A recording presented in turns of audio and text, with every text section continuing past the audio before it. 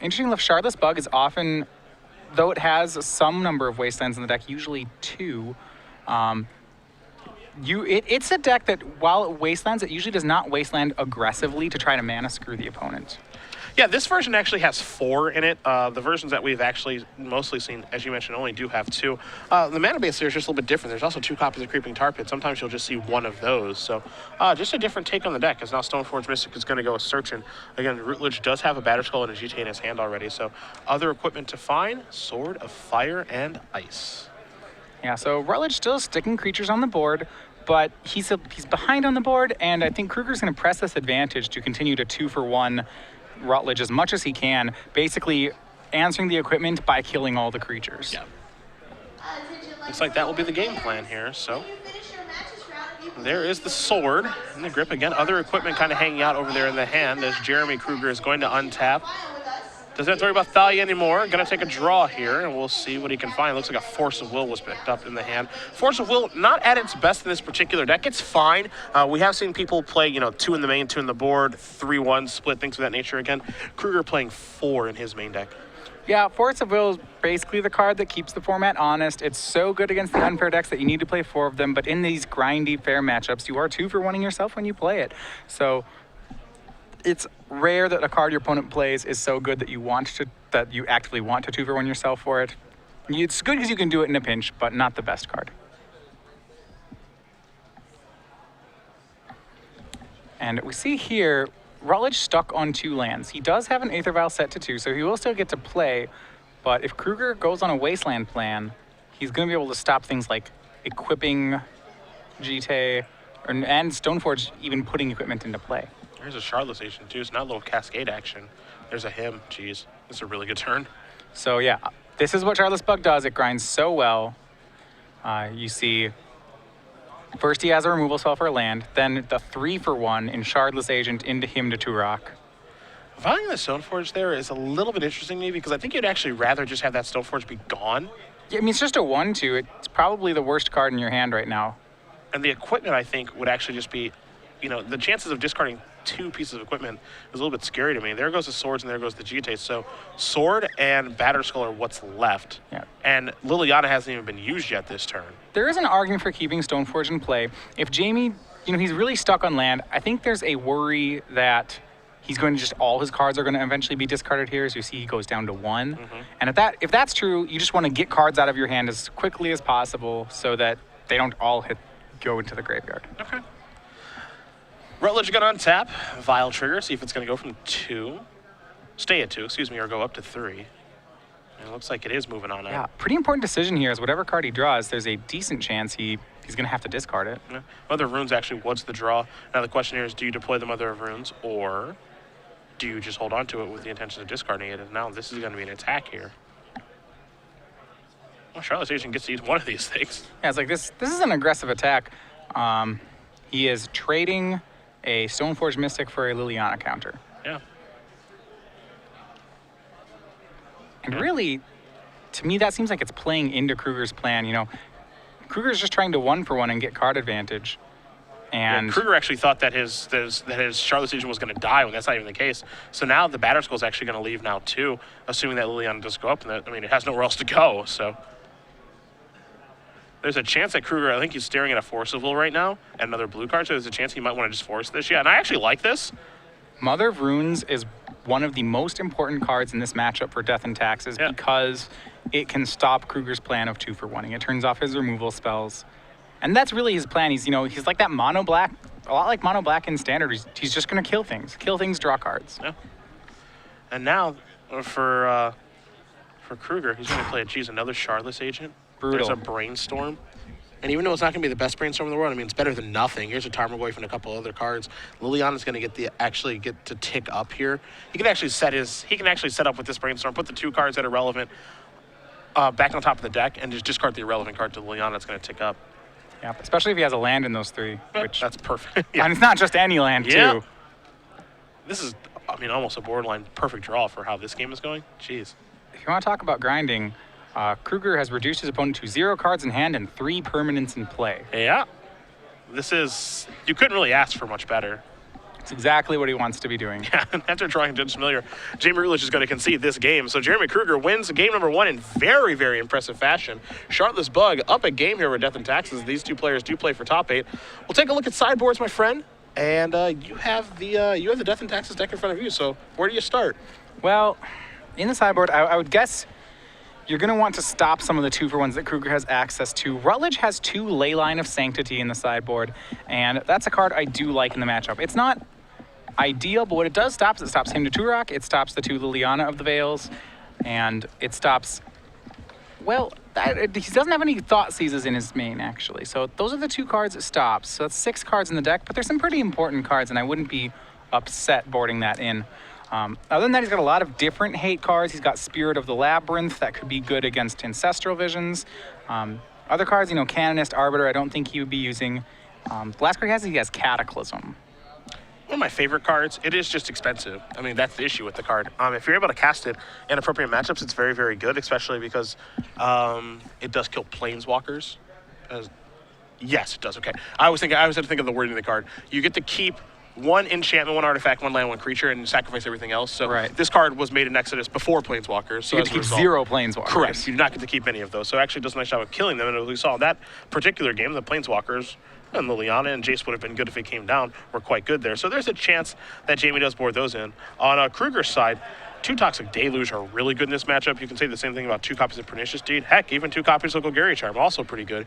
2 Submerge, 2 Diabolic Egg, 2 Thoughtseize, 2 Flusterstorm, and 1 Chill. I like the first 6 cards, which are all removable: Deluge, Deed, and Charm. The other cards, 2 Diabolic Eggs are okay. I'm not terribly excited about those. Submerge, Thoughtseize, Flusterstorm, I think those can stay. And then the 1 Chill is, not for this particular matchup. So. Yeah, I like anything that can sweep the board here. Really, anything that can generate a 2-for-1, I think is something that Kruger is interested in. That's, he is, like a lot of his grinding decks, a deck that gets a lot better after sideboarding. And if every card turns into a 2-for-1, he's going to beat up on the fair decks. Yeah, this deck is 2-for-1 City. That's all this deck really does. Is it just wants a 2-for-1 its opponent into the ground, and it's really, really good at doing that. I mean, you saw the power of Charlotte's Agent in that game alone. 2 of them were cast, and the Liliana was generating a huge advantage as well. And you just 2-for-1 your opponent right into the ground, and that gets the job done a lot of the time. So. That's how Charlotte's Bug actually made a name for itself, because that's what happened is that bug decks got really, really popular, and bug decks just grinding to the ground, and this deck was better at grinding out other bug decks. And then we had Jund kind of show up as well, and those decks are just the most grindy decks possible. And when you can actually set your deck up to actually, you're grinding, but you have an Ancestral Vision on suspend, it's okay. We're both out of resources. I'll draw 3 cards, and that was the big trick. Yeah, and that trick really pushed Charlotte's Bug over the edge. Before that, we saw a lot of bug control decks, which are really just stacks of removal spells, wastelands, a couple planeswalkers, maybe even a couple life from the loams. They're very good at grinding, but the explosiveness of Charlotte's Agent into Ancestral Visions really lets this deck go to a whole nother level of card advantage. Yeah. And it's not as good as it used to be. I'm curious to see how this deck can potentially be updated to fight against the Delver decks, because it seems like it's still a fine deck, but if you want to be playing some fair Magic that really, does a pretty nice job against other fair decks, it seems like Delver decks are the place to be right now, and not Charlotte's Bug so much anymore. Maybe that's because of the addition of Trinity Nemesis, a card that Kruger is not playing, but, maybe not. Maybe things could be changed to maybe update this deck a little bit. It seems like it's been just kind of doing the same thing for a while now. Yeah, that is true. The list hasn't really changed very much in the last year. There are some differences in the deck, and I think Kruger's going toward a couple of them. He's lighter on the Lilianas than the deck has been. He's not playing Thoughtseize right now in the deck. He has, it looks like he's instead playing more Force of Wills. He's playing an Umezawa's Jite right now. Yeah, the numbers are definitely different this go around. He does have 4 copies of Inventoric. We've seen the versions of this deck have 2 or 3 copies of that card, not always a 4 of. As you mentioned with the mana base, you normally see them have 2 Wastelands, because a Wasteland game plan isn't something this deck really can do that well. Their mana is pretty stretched on what they can do, but having 4 Wastelands, it's Legacy. It's pretty hard not to play 4 Wastelands. Yeah, he's pretty aggressive on his mana here. He has 21 lands and 4 Wastelands right now in the deck, which for a deck like Charlotte's Bug is pretty aggressive. The deck actually wants to hit land 4, maybe even land 5. Yeah, a lot of the time. It's a pretty mana-hungry deck for a Legacy deck. And when you do have 2 Jaces in your deck and, you want to be setting up some other things, Deathright Shaman, of course, helps to facilitate the mana thing, but especially even when you have like 2 creeping tar pits, and those actually get a lot of work done in the deck, keeping planeswalkers in check. You do want more mana than your traditional legacy deck, as we are underway here in game number 2. Rutledge going to start off here with a Mother of Runes. Kruger going to consult his hand before just passing the turn back. And you can actually see Rutledge's hand right now. It's not the best hand in the world. He's got a Port, he's got a Cataracel, he's got a Mangara. I'm not sure if there's a Caracas hanging out over there as well. It looks like there is. So his hand is a little bit on the slow side. He wants to get that Mangara and Caracas engine going, but that takes a little while.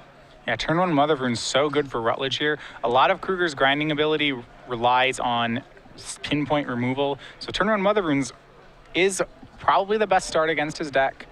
We'll see how he's able to navigate it this game. There's a Spirit of the Labyrinth. Now, this is a card that has not seen a lot of play in this in Death and Taxes. Of course, when this card was, released, everyone's talking about, wow, this card is completely insane in Legacy, and it just hasn't really stuck yet. Well, I mean, it's a 3-1 for 2, so it still fits into that Hate Bear's plan of Death and Taxes. The question is how much it actually inconveniences your opponent. Sure, they can't brainstorm, and in this case, they can't brainstorm or cast Ancestral Visions.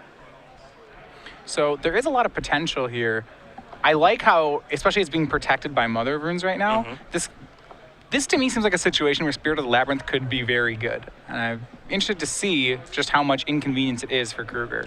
Now that 1 toughness is kind of the whammy on the card, because Kruger does have the ability to bring in the Golgari Charm in this matchup. He's actually going to brainstorm in response to the Spirit of the Labyrinth so that it doesn't absolutely ruin him. But, a lot of the cards that Kruger actually has in his sideboard kind of go over the top of this card. 2 Toxic Deluge, 2 Pernicious Deeds, and then 2 copies of Golgari Charm. Assuming all of those cards are in his deck after board. And that's something which the deck with Charlotte's Bug actually can do to be good against Mother of Runes. There's some lateral hate going on with True Name Nemesis that's hurting Mother of Runes. People are playing cards like Golgari Charm and Toxic Deluge to kill True Name Nemesis, and as a result, decks are somewhat prepared to deal with the Mother of Runes. Yeah. That's all that's really going on here. Is you just see Brainstorm is going to be resolved. 2 cards are going to go back here for Kruger. Then Spirit of the Labyrinth will probably come into play. I mean, it could be worth, forceful and battling over this, so it doesn't mean that it's resolved just yet. It really depends on how many draw 3s are in Kruger's hand. I mean, if he has 2 more Brainstorms and an Ancestral Visions, sure. But if he has a Deluge or a Golgari Charm, I would imagine he's just fine with this. Yeah. 2 mana here. This is a Diabolic Edict. This is the old rock in a hard place. Which one do you sacrifice? The decision is Mother of Runes. That is surprising to me. What that tells me is that Rutledge really values Spirit of the Labyrinth in this matchup. Mother of Runes traditionally has been one of the best cards here. Now, granted, I haven't played this matchup since Spirit of the Labyrinth has come out. Yeah. Just going to pass the turn back. Intentions of Rashad and Porting. Going to take care of the Bayou. Kruger going to draw a card here. It's a copy of Wasteland. Could fire that off to take care of the board if he'd like, but it looks like maybe a Creeping Tar Pit as Kruger's land drop this turn.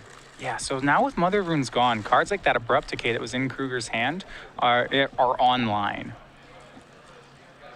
He didn't Abrupt Decay in response to the Rashad Port, so I'm assuming he has another line this turn. And yeah, it looks like he's going to waste the Port. Yeah, just get that out of the way here. Another copy of Spirit of the Labyrinth drawn here for Rutledge. He's got a pretty decent clock going, attacking here for 3, putting Kruger down to 13, but he wants to get more things on the table. Want to get this game over with, because Kruger's kind of stumbling around a little bit right now. Nowhere near as good as he was doing in the first game. We do see Caracas now in play for Rutledge. Another copy of Spirit of the Labyrinth. And again, you can see just how powerful the sideboard cards here are for Kruger against this particular deck. Deed, Charm, and Deluge are insane against Death and Taxes. And that's what you want out of a sideboard card, of course, is you want your sideboard card to be very, very good when you draw them. And all 6 of those cards are great in this matchup if Kruger does stumble into one of them. Yeah, we see as he plays the second Spirit of the Labyrinth, a Brainstorm was the draw for Kruger. Well, that's not a very appealing option right now. Don't cast that one. He does have Abrupt Decay for one of the spirits. There's a Tarmogoyf in grip, too. Chances are that Tarmogoyf's not going to do very much, but it's there. Yeah, and it's actually waiting in the wings as a Swords to Plowshares in Jamie Rutledge's hand for that Tarmogoyf. Oh, there is Tarmo. Not going to be long for this world. Yeah, we have land and instant in the graveyard and creature, so it's a 3/4. And that's going to be a game 3 life. All right, so it goes, that at least counts for 1 Spirit of the Labyrinth swing, but the board is empty again for Kruger. I'm still not all that worried from Kruger's side. Yeah, it's true that Rutledge has 6 power with their creatures, and that's going to have to be addressed. But I like that Kruger, he has an Abrupt Decay. He's going to get to cast it. I think he can recover on this board pretty well. I think he's okay. Things are going to get a little more hairy now because now the Mangara is showing up with Caracas available to save it and actually get that combo online. He can't really mess around anymore. He actually has to do something to stop this. He's probably going to have to use the Abrupt Decay on the Mangara instead of a Spirit of the Labyrinth, which means he's going to be taking some damage. Yeah, I mean, the problem with that, obviously, is that the Caracas just bounces the Mangara in response to the Decay, so I think he's actually priced into just having to kill Spirit of the Labyrinth with Abrupt Decay, which is not... I don't think that's what he wants to do, but he's never going to be able to catch the Mangara the way I think that he wants to. What he could do is he could wait until Rutledge activates Mangara, and when Rutledge targets Mangara with Caracas, and then in response he could Abrupt Decay the Mangara. Sure. For those of you unfamiliar with this combo, it doesn't show up all that often. Mangara is worded interestingly. You see how everything's after the colon there. So you can tap Mangara, and Mangara is not actually removed as part of the cost. Mm-hmm. So if in response to that whole ability, you Caracas and bounce Mangara, well, then she goes back to your hand and is not exiled. And you see Caracas actually just one-up the Abrupt Decay right there. Yeah, that was really good for Rutledge. This is an attack here for 6 by Jamie. And he's just going to replay Mangara and basically put Kruger in the exact same situation that he was in. So Kruger's going to untap. He'll take a draw here. It's another copy of Abrupt Decay. So this turn seems surprisingly similar to last turn. Yep. Board exactly the same, hand exactly the same for Kruger. Except he's at 6 fewer life. Yeah. Exact same spot. He's going to cast something here. We're going to find out what it is. Looks like it might be a Charlotte's Agent. It is. So now it's time to Cascade. Yeah, well, nothing in his hand helps. So he's going to go ahead and Cascade. Yeah, there's a Deathrite Shaman. So now he's just going to try to clog up the board a little bit.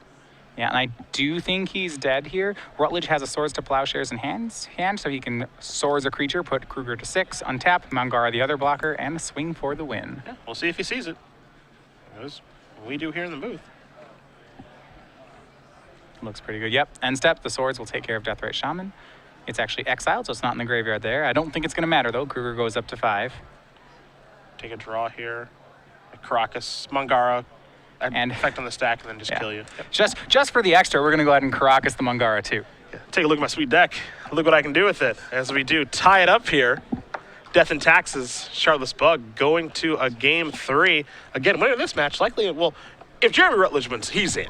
We know he's that. Absolutely in with a win. Yeah, he'll go up to 8-1. Jeremy Kruger likely in. Yeah, so how this works is in the last round of a Swiss event, is the only round where pairings are not random. So what happens is that everybody's arranged basically in standings order, and you are play against the person who's, you start at the top and you just pair down. Yep. So what that means is that it's almost certain that Kruger is the highest tiebreak 6-1-1, which means it is probable that with a win, he would jump at least one of the other 7 ones who would draw, which would cause them to not draw, therefore opening a spot for him in a potential top 8.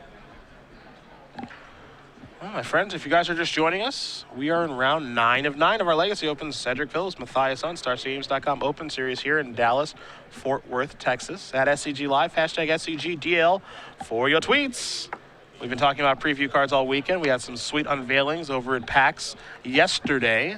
Unfortunately, we couldn't be there, but I do know that, Brian Kibler is over there representing SoulForge and some other people. One of our video directors, Jeremy Knoll, was actually over there taking photos and taking all the information in. So a lot of cool stuff happened over there at the Magic panel, up to and including some new releases of some sweet new cards. Mm-hmm. We actually got to see the new M15 card back, like the card facing. Yeah, so on a new card. If you haven't had a chance to see this, it's different. The card still has the same border, but the bottom of each card is black. So when you see So there's a couple things that are new with the bottom of it. The bottom is always on a black background. So when you look at stuff like artist, collector's information, and copywriting on the card, it's always going to be white text on a black background, making it easier to read. Also, a small hologram was inserted on each card so that cards will be more distinguishable and harder to counterfeit. Also, the font is a little bit different, I think, now.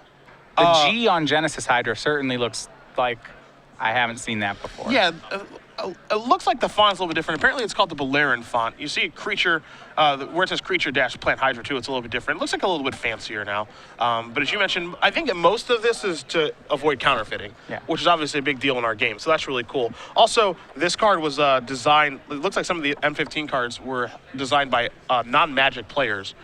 So that's actually really cool. That's actually really cool, too, as we're being told that this font is actually unique to Magic cards. So that's also cool. The two pillars on the H are different lengths. Does that bother you? Oh, it's like, hello. You know, like when you're in grade school and you had those papers with like the two solid lines and the dotted one in between it? And you're like, all right, now when you do the H, like, you know, the A has to come up to the dotted line in the middle. Okay. Yeah. Like, if you'd done that, they would have circled that right side with a red pen and been like, -1, too far down, or something like that. Your teachers are harsh. Hey, if it's a penmanship class, you gotta, you know, the lines are there for a reason. I will say this: your penmanship is very good. You can really write out a deck list. I will give you that. Years of writing on chalkboards, you see, and whiteboards. Yes, when you're teaching. When you teach. Are your numbers as good as your handwriting is? I get more practice in my numbers than I do with my letters. But you didn't answer my question. Well, that's actually not true. Actually, when you get to a certain point in math probably has more letters than numbers in it. Oh, sure. I guess that makes sense.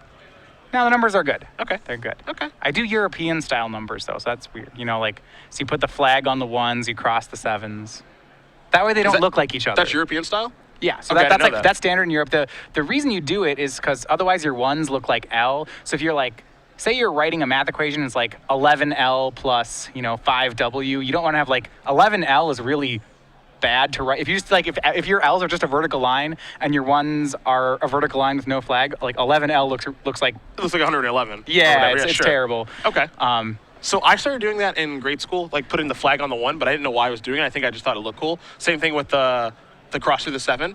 Right. So you put the flag on the 1 so it's not an L, but then the problem is that 1s look like 7s. So then you're like, well, I got to make the 7s look different, and that's why there's a line through the 7s. Are there any other? Do you put a slash through your zeros? What I do is with the O's, if I do the letter O, like a lowercase o, I do a tail off on the top like you're writing it in cursive. Okay. So that it doesn't look like zeros. You can put a slash through the zeros too. Okay. That's another way to, You can do both those just to not confuse them. I just learned something new today. Also, if you do L's, you can do like a loop, like, a cursive font. Cursive L? Yeah, cursive L, so then it doesn't looks nothing like a 1. It doesn't look anything like a 1. If you write lots of numbers and letters together in equations, you got to do this stuff. Otherwise, people copy them wrong. That's true. This is why I don't do math. This is not penmanship. Penmanship is that was the nail in the coffin for math. Yeah, it's really, also I don't like that letters are in math too. That just doesn't make any sense. It should just all be numbers. Well, eventually you get to the point where you have to learn how to write all these Greek letters too, especially if you do physics, then you have to learn the Greek alphabet. My roommate in college, my last 2 years, he's a physics grad student at Purdue. So Many Greek letters. He just has a notebook just full of equations I couldn't hope to read. I mean, if you were Greek, it would be easier to read them. And like the equations also take like 7 or 8 sheets of paper and take him like weeks to do. Yeah, physics is less elegant. It sounds very, very hard. He's been in grad school for like 4 years too. But he loves it, so more power to him. We're underway. Game number 3. Creeping Tar Pit is how we will begin. Mr. Rutledge is going to fire off with an Aether Vial, arguably the best 1-drop that he can play. You could even say this is better than Mother Runes, honestly. Yeah, I mean, it's interesting. It's interesting to see how Rutledge is valuing cards in this matchup. Like I said before, you like Spirited Labyrinth more than Mother Runes. Aether Vial should be good here, but it's not going to be good if Kruger gets every card in his hand. Then he has nothing to vial in. Yeah, here's a him. You're going to try to get every card. Maybe he gets, he could get all the cards worth vialing. No.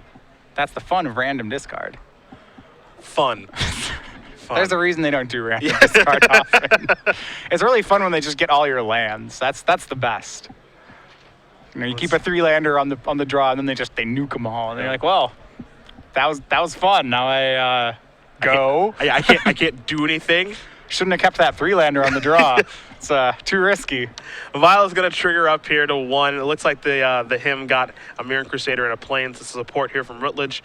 He can actually use that on the upkeep while he's still working his Vial. This is like one of my favorite things in Legacy. It's just playing a Vial and then sitting behind Ports and Wastelands. That's why I like Goblins so much. Be like, what other deck does that other than, was it Merfolk and Death and Taxes and Goblins? Yeah. Unfortunately, Merfolk doesn't have Port. Okay. Merfolk has Mutavault instead. Right. I'm a big fan of just sitting behind a vial with Port, but also, to be fair, Rashad and Port's my favorite land, so there's that. And you criticize me for griefing people sometimes. Rashad and Port, yeah, that's really fun. I didn't say it was fun. It's your favorite land. It is. Okay. My goal But you just don't like fun. You just like winning. My goal is to make sure my opponent has no fun. Oh, okay. Here's another copy. I've also cast a lot of that card by him to Torak, and here's a second one of these. So now all of a sudden, Rutledge is going to have one card left. Yeah, he is able to get that Mother of Runes into play. As we saw before, Mother of Runes is still a pretty efficient card in this matchup. As long as Kruger can't kill it while it's summoning sick, Rutledge can protect his one remaining card very well. Him is so insane. It's really good. Yeah. Lyle's going to take up to 2 now. I mean, Rutledge has one card left in his hand. I mean, to be fair, black for sorcery, discard 2 cards not at random is a really good card. Yeah. Would be a really good card, really to print it. But they just threw in random just to make it a little bit better. And now Mother of Runes is going to come into the red zone. Rutledge's last card in his hand is a Mangara. And yes, he can go Wasteland and Porting, but I mean, this is exactly how Kruger wants the game to go, obviously. He's just exhausted all of the resources with 2 cards. And now he just has to find a way to capitalize, assuming that he has more lands. Mother of Runes shields are down for Mother of Runes this turn. And even though that's not a land, it functions as a land, as Mangara is going to move up to, a Vial is going to move up to 3 for Mangara. Another Wasteland came rolling off the top. That's pretty good. One thing I like about Charlotte's Bug is it's pretty hard to mana disrupt the deck. The deck plays a lot of mana sources. It's pretty honest with its lands. I mean, it's greedy. It's trying to play a lot of different colors, but, it's not playing like 17 land and 6 fetches or something silly like that. It's got, he has 21 lands and 4 death rates. That's 25 mana sources in the deck. Yeah. So the other Wasteland comes down. It takes care of the Creeping Tar Pit, and now the Port takes care of the Underground Sea. Deathrite Shaman's going to remove a land to cast another copy of Deathrite Shaman, but now here comes Mangara. So if Rutledge is able to find a copy of Karakas, things really spiral out of control really quickly here. Yeah, that Karakas would be very good. Also, if he found Flicker Wisp, that would be good. And no! That is what the moment he's like put one hand on the Mangara and one hand on the vial, it's like, I think I know what just happened. I think there's going to be Flicker Wisp. So once again, this is the same trick that happens with Karakas in the matchup, where he puts his trigger on the stack. The trigger wants to exile both, I believe it's the land and the Mangara. Mm-hmm. But before it resolves, Flicker Wisp is going to go ahead and blink out that Mangara. So when the trigger resolves, well, the land gets to go away, but there's no Mangara to find, so guess it's just the land. See, I want to kill the Deathrite Shaman because I've got Port for the land. I don't know if that's right or not, but that's what I want to do in that situation. I mean, he's probably going to play another land. You can port that one. Yeah, that's fair. I don't know how many lands are in the graveyard. Like, if there's about 9 lands in the graveyard, then sure, I think you don't want to hit the land. But if you think that these Deathrite Shamans are going to run out of fuel, I do like taking care of the land. It's also crazy here to think about where Jamie had, he had his hand just torn apart by him. And now, all of a sudden, it's just like, okay, now we're back here. And yeah, this isn't something that can happen because that card's not going to have haste. Flicker Wisp brought it back, but it's going to be summoning 6. So I think our table spotter is going to mention that because this is not a legal play that can happen. So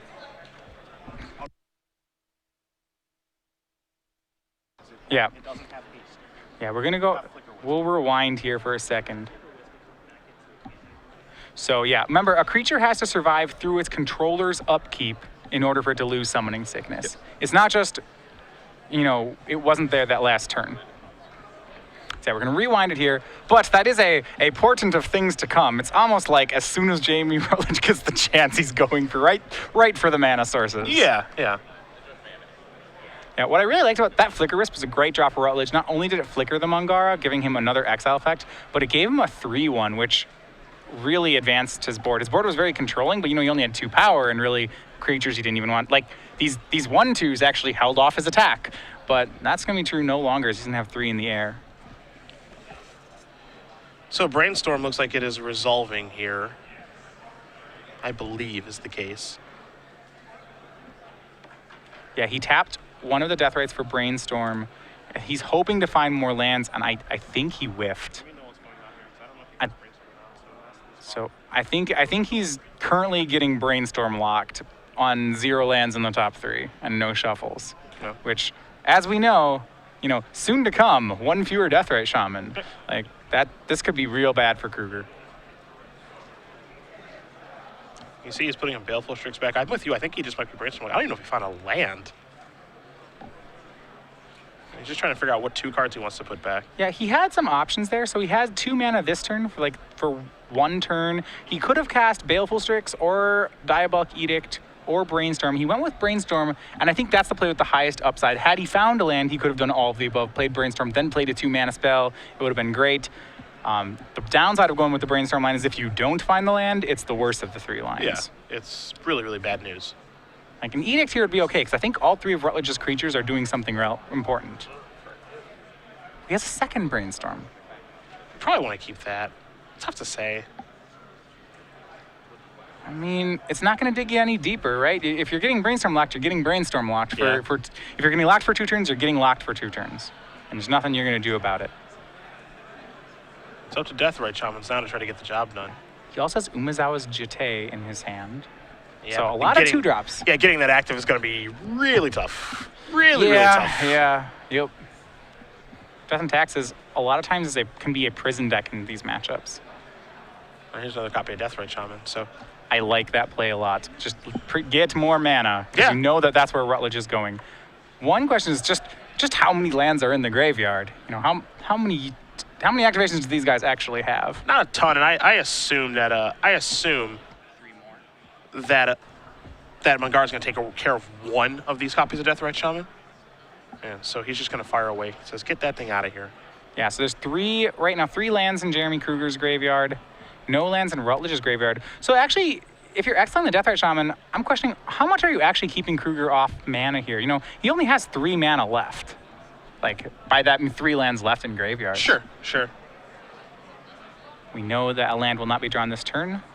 Another Mother of Runes for Rutledge, so all the removal in Kruger's hand is going to be, well, it can't be targeted. How's that? It's going to have to be Edict effects, Toxic Deluge, Golgari Charm, that sort of thing.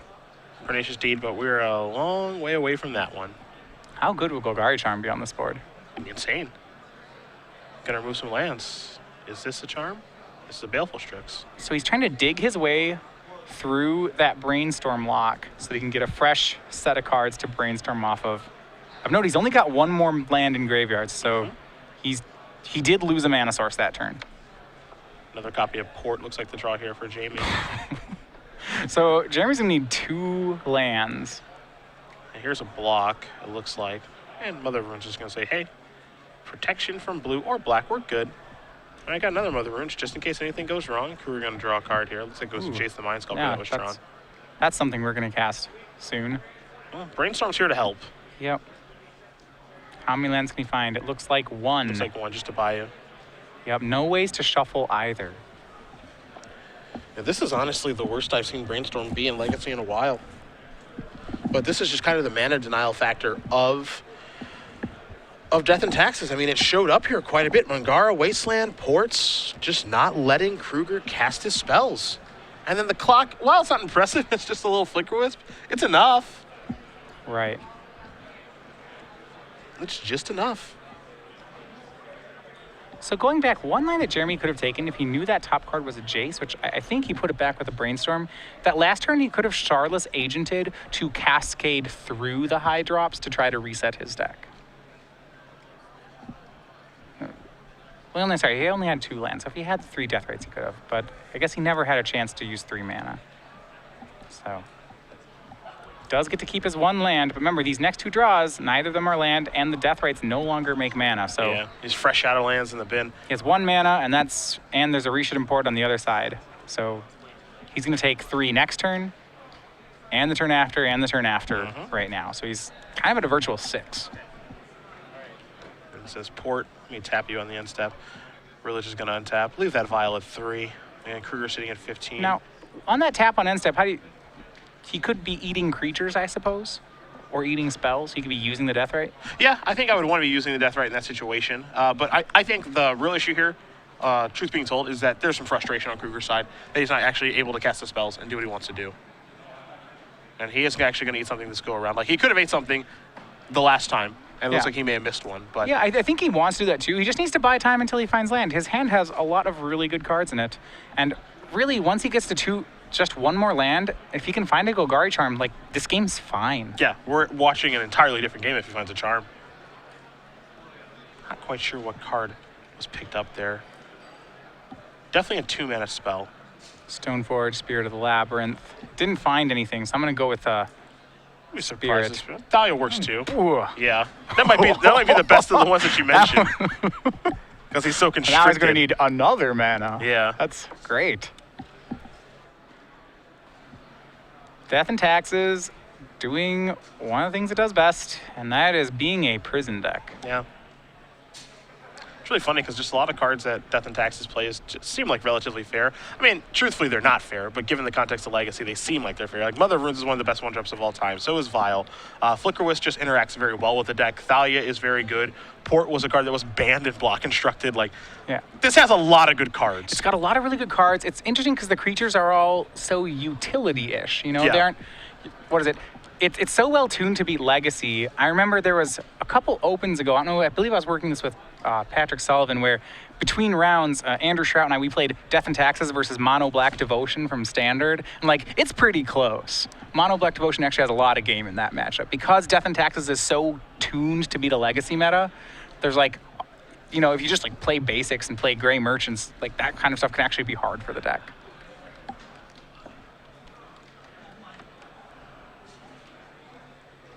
Well, decisions.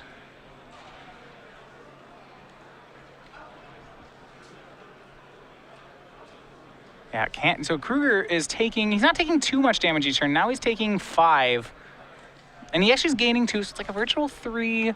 If he can top deck enough lands, he can dig his way out of this. But it seems like every time he draws a mana source, Rutledge finds another way to deny a mana source. Yeah.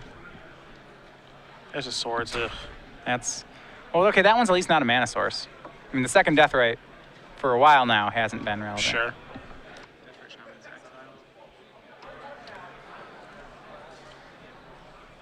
So Rutledge is going to take a draw. Looks like another copy of Mother of Runes. And again, he can just keep serving in here. And it's funny because it's just kind of, wow, even Mother of Runes feel a little frisky. In for 6 we Everything's go. tapped. Yeah, you still have a second one. And a third one. And now he says upkeep. Tap your Bayou again, if you don't mind. If you activate your Deathrite Shaman to remove a creature, you go up to 7, and then you're actually facing 7 on the board. Yeah, and with Thalia, there's no card that Kruger's going to draw here. And I think this looks like it's going to be a top 8 for Jamie Rutledge. Yeah, it seems like it's been a little while since we've seen Death and Taxes in the top 8, but it did its thing in this particular match. And it's funny because Kruger, we talk about the sideboard cards that he has access to. Again, Deed, Deluge, and Charm, and wasn't able to find any of those to actually get the job done. So Rutledge is going to untap here, and I think in just a moment, my friend. Here's what I'm impressed with. On a day where we have seen no show and tell decks in the entire tournament, Death and Taxes is making its way through to top 8. Yeah, I mean, there's a chance that he just dispatched a bunch of show and tell decks, you know, in the Swiss rounds where we haven't seen Jamie, but yeah, this one looked pretty easy for him. You see Kruger's going to consult his hand, and he's going to extend it. Jamie Rutledge, with Death and Taxes, moves on to 8-1, defeating Jeremy Kruger, and it looks like we're going to see D&T in the top 8 tonight. Yeah.